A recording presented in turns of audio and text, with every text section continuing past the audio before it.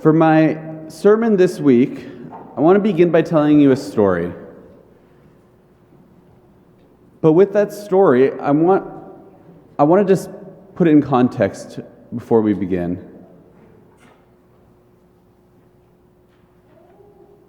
Parts of it are incredibly trivial. In the grand scheme of issues that people face in life, it's an incredibly trivial experience that I had. And yet, it really and truly is up there with a handful of moments in my life that I would say were some of the worst moments. I'm going to back up first, and when I first came to Canada, I crossed the border at Sarnia. The synagogue, when I was hired, put me in touch with an immigration attorney who helped me get all my paperwork in order. I showed up at the border. There was some confusion because a clergy visa is a special, different kind of visa. But once they got that, a few minutes later, I was welcomed into Canada. It was an easy experience. But then a couple years later, I had to go ahead and renew my clergy visa to be here. So I spoke to my immigration attorney again, and he told me that I should go back and do it at the border. It's the easiest way to do it. Present myself at the border with the same documents, the same paperwork, and it'll be simple. This time, instead of crossing through Sarnia, I wasn't coming from Los Angeles, I was coming from Toronto, so I went to Niagara Falls. And I showed up at the border, and the guy there told me, the border agent, they're not really processing these things at the border right now. Go back to Toronto, fill out the forms online, and that'll be that. I said, but my visa is expiring in a couple of weeks, and that takes a long time to do, a few months. Don't worry about it. Go back to Toronto, do it online, and it's fine. I came back to Toronto. It was recommended I do it at the border. I ended up, being honest, it was a couple of days after my visa expired. I present myself back at the border, and the guy there tells me they're not processing these. He looks at my document. He tells me, you've spent too much time in Canada. Get out. I tried to ask questions. I was terrified. My now wife, Lauren, had driven down with me. We're going to spend the day in Niagara together. I thought this would be a quick, easy trip. She had work the next day. I had to drive the car across to America. I have a dog back here in Toronto. I have a job back here in Toronto, a community, friends. My life is in Toronto. And he told me to get out. Tried to ask questions. Didn't want to answer them. Get out. Frantically called, I think, Rabbi Grover in a panic. I know I called Doris. I called the attorney. I called Lauren to tell her, sorry, you might have to find your own way back to Toronto. I have to go to the U.S. and you didn't bring your passport with you. So across the border, I was told, just enter back into Canada. You'll get a visitor's permit. Visitor's permit's good for 6 months, and then you'll have time to work on your other one. So I went to what they call flagpoling, where you cross the border, go around the flagpole, and you come back. And the border agent who kicked me out, with my luck, happened to be next to the person that was processing my paperwork and said, I thought I told you to leave. They changed the 6-month visa that I'd just gotten to punish me to a 7-day one. So I'd have to keep coming back each day to the border to have it done. And I was told that they only process a few a day because they're so crowded there, and I should get there early. So we decided to spend the night in Niagara. And again, this is where it's trivial. I make a good living. We went wine tasting, and we went to a nice dinner in Niagara on the lake, and we had a hotel room that overlooked the falls. And about 2 hours before the border opened the next morning, I was there ready, so I would be one of the few people in line. I was told a handful, a dozen maybe, I assumed would get it. I was 12th in line at that point, 2 hours before the border opened. When it finally opened, there were maybe 50, 60, 70 people behind me, and they took 4 people. There was a young woman in front of me who was a graduate student here in Toronto from a foreign country. She'd been taking multiple days off of school to keep schlepping to the border. There was a man behind me who didn't really speak much English, but he was able to tell me that he's taking time off of work, time that he needs to send money back to his family. so he could come day after day to the border and be there. I was still unclear with where he was staying overnight when he arrived the night before on public transportation to be there at the border first thing in the morning and try to get one of these spots. Thankfully, at that point, somebody saw that I had the clergy documents and they let me in. They processed it. They were very respectful and wonderful. And that first border guard still made a point of coming over and saying to me, "You're lucky he's letting you do this. If it was up to me, you would never come back to Canada." This is what I hear in the news happening in the US. And my first experience in Canada was just how wonderful and simple and easy it was. And in truth, Canada does a lot to welcome immigrants. They really and truly do. But the sense of powerlessness that I felt, the total lack of control over my life, the lack of any idea of what my future would bring, what I thought was going to be that night or the next day of my life, I didn't know that it was going to be in the same way. It was in a moment, I watched it evaporate. And I watched as the guy behind me while I was being processed continued to ask questions, trying to figure out what to do. They were telling him, maybe try Sarnia. They process more there. They're less crowded. He was asking how he can get there because he doesn't have a car, doesn't speak much English. The border agent said to him, "I've answered your questions. You have no more business here. Leave or you're trespassing and you'll be arrested." The man had no idea what to do. And that's why, again, my experience is so trivial. I had a wonderful immigration attorney that the shul put me in touch with. I had a job. I had a car there with me. I had Lauren for support. I had my phone and access to everyone else in the community that helped me out when the time came up. And yet, it really and truly, that lack of power over my life, feeling that this agent who just for some reason chose to not like me had total control over my life and my future. It was one of the worst experiences I've ever had. And I share this because, again, in the grand scheme of things, it's trivial. I don't pretend that this is anything close to what refugees experience. It's far from it. Again, we enjoyed the wineries, we enjoyed a nice dinner at Niagara-on-the-Lake.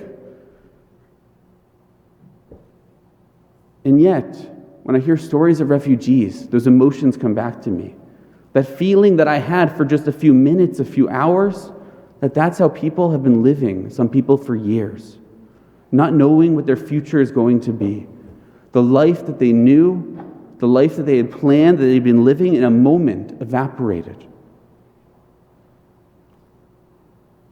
And I can only pretend to really know what that feels like. To flee your home, to leave behind your possessions and your friends, your family, to move to a new country with nothing. For this Shabbat, I think it's important that we all try to imagine what that's like. This Shabbat is Refugee Shabbat, an annual program of JIAS and HIAS, the Hebrew Immigrant Aid Society. And this Shabbat, we know, as we watch the news coming from Ukraine, that there are already more than 1 million refugees who have fled. And it's difficult to imagine what that is to flee from violence. In a little over a month, we celebrate Passover. And in remembering when our ancestors were freed from slavery in Egypt, the Haggadah tells us that in each and every generation, we have to see ourselves as if we were there, as if we left Egypt.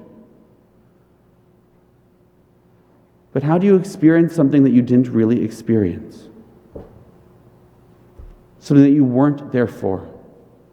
When it comes to the Exodus, we have a collective experience, a collective memory that's been passed down, parent to child, stories throughout the continuity of our people. It takes a great degree of empathy to put yourself in another person's shoes, to experience their emotions based off of experiences that we personally haven't had. But again, the experience of being the other, we know that. That's the Jewish experience. The most often repeated commandment in the Torah is V'ger lo toneh v'lo tilchatzenu ki gerim hayitem be'eretz Mitzrayim. Do not oppress the stranger, for you were strangers in the land of Egypt.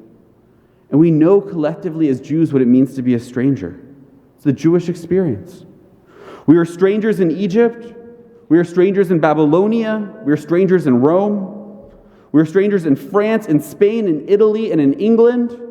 We are strangers in Switzerland, in Hungary, in Portugal. And we are strangers many, many more times than that. The ones I listed so far are all 500 or more years old. In the last 5 centuries, we've really experienced what it means to be a stranger.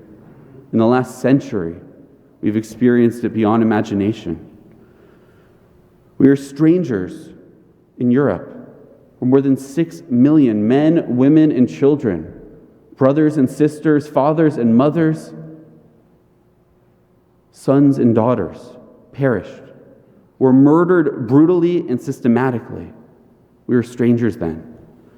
And we were strangers aboard the St. Louis when it left Germany in 1939 with nearly 1,000 Jewish refugees fleeing the Shoah, fleeing the Nazis. And we were strangers when the St. Louis was turned away from Cuba, when it was turned away from the United States, and when it was turned away from Canada. We know what it is to be a stranger. And so today, when we witness what is going on in Ukraine, we have to have empathy. We know their story. We can relate to it. There are people in our community who are here because they left Ukraine at one point, or because their parents or grandparents did to flee. There was an article this week in Haaretz of a woman who fled as a child from the Nazis and today fled from the Russians. We know what it's like to be a stranger. And so it's amazing to see the good things that are happening despite the other headlines. This week I saw that in one orphanage with 140 Jewish children, Chabad helped them get from Ukraine and escape to Romania, where they'll continue on to Israel. Another orphanage, 105 Jewish children were welcomed by the Chabad community in Berlin this week. It's easy to see ourselves in this. Our kids, our grandkids.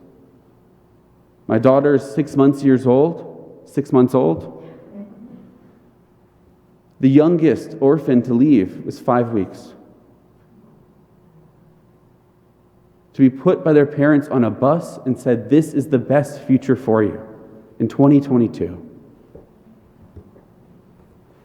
And the problem is there are so many who need help. It's easy to relate to and to think about our own experience as Jews in the Jewish community of Ukraine. But there are so many people that need help. There are estimated to be right now 84 million people in the world today that have been forcibly displaced due to persecution and violence. 26 million of them are refugees. They fled the country entirely. The other tens of millions just had to flee their homes, and they're still residing somewhere in their country of origin. There are so many people who need help, so many strangers.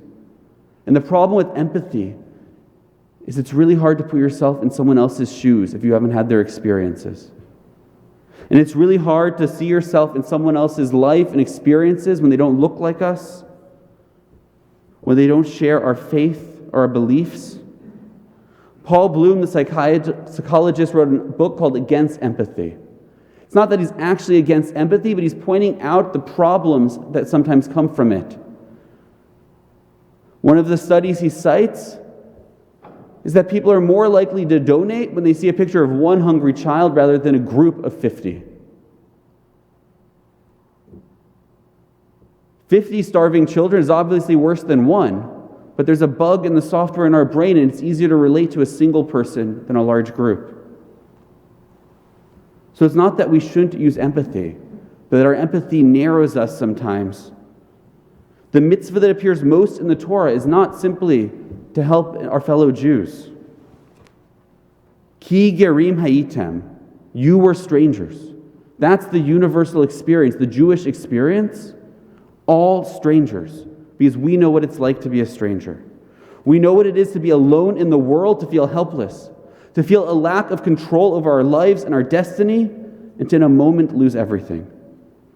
The next verse in the Torah is Kol almanah vayatom lo ta'anun.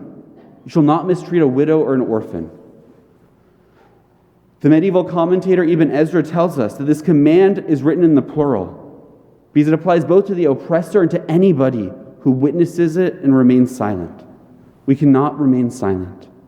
We must act, we must stand up, we must demand that our government acts. We must speak out and educate others about this growing crisis year after year. We must stand up for the Jewish community of Ukraine.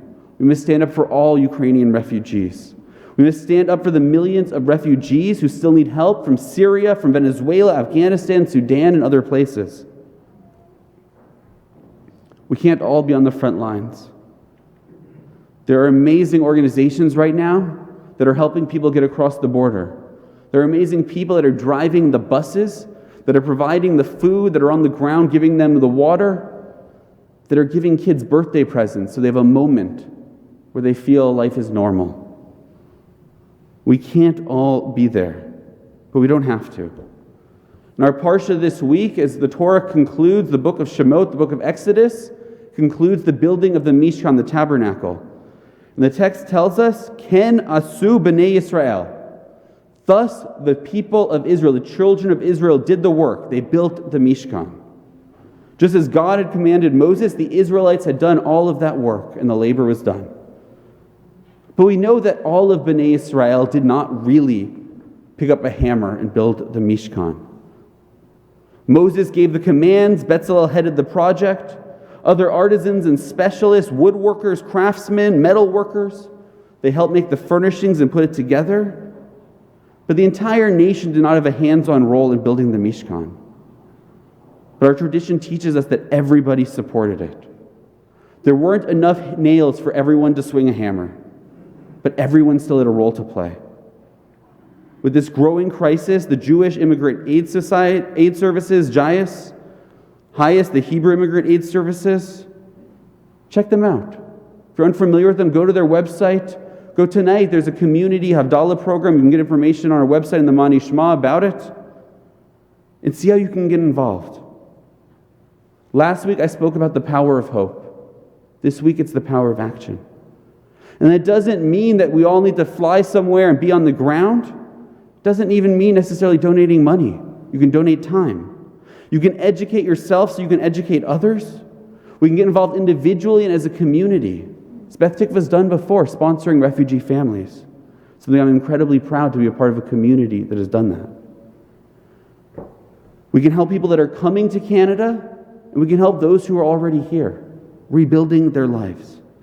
There are so many different ways to help, but just like the Mishkan, we each have a role. Each of us, Bnei Yisrael, we all have a role to play and something to contribute. We just need to figure out what that is. Shabbat Shalom.